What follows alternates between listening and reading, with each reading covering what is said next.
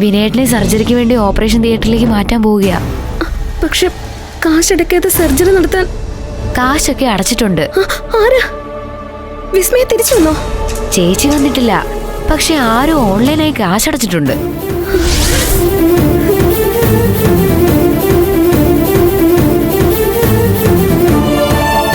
കുഞ്ഞേച്ചി പറഞ്ഞിട്ടാണെന്ന് തോന്നുന്നു. ചേച്ചി പെട്ടെന്ന് ഇവിടെ വാ. സർജറിക്ക് ചേച്ചി ഒപ്പിട്ട് കൊടുത്താലേ നടക്കൂ. ഞാനിപ്പോ വരാം. എത്തി.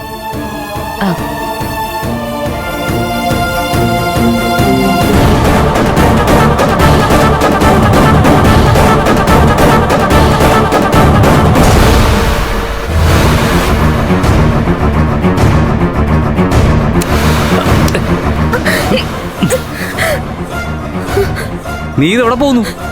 ഞാൻ പോവാ. എനിക്ക് ഹോസ്പിറ്റലിൽ എത്തണം. അതിന് കാശ് വേണ്ടേ? വേണ്ട. എന്റെ കണ്ണീര് ദൈവം കണ്ടു.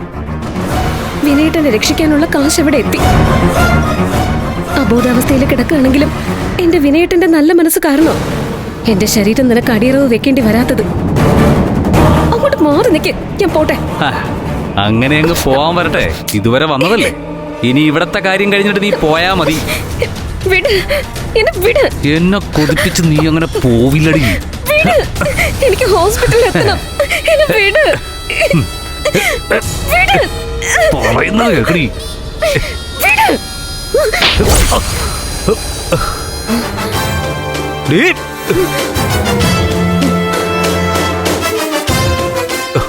എന്റെ നേരെ വന്നോ നിന്റെ തലമുണ്ട പൊട്ടിച്ചിട്ട് ഞാൻ ഇവിടുന്ന് പോവും.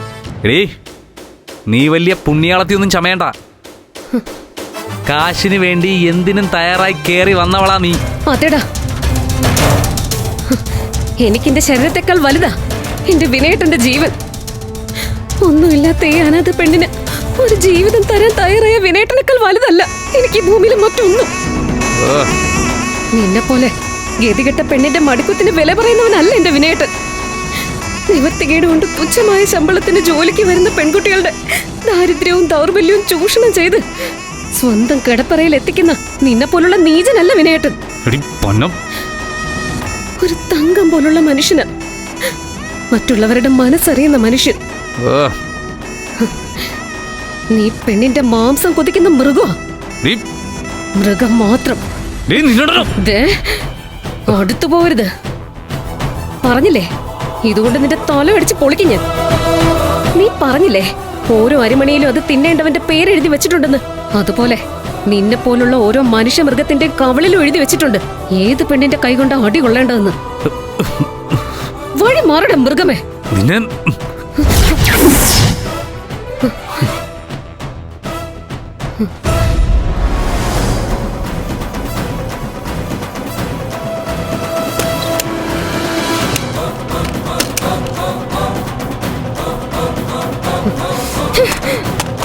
നിനക്ക് വെച്ചിട്ടോടി.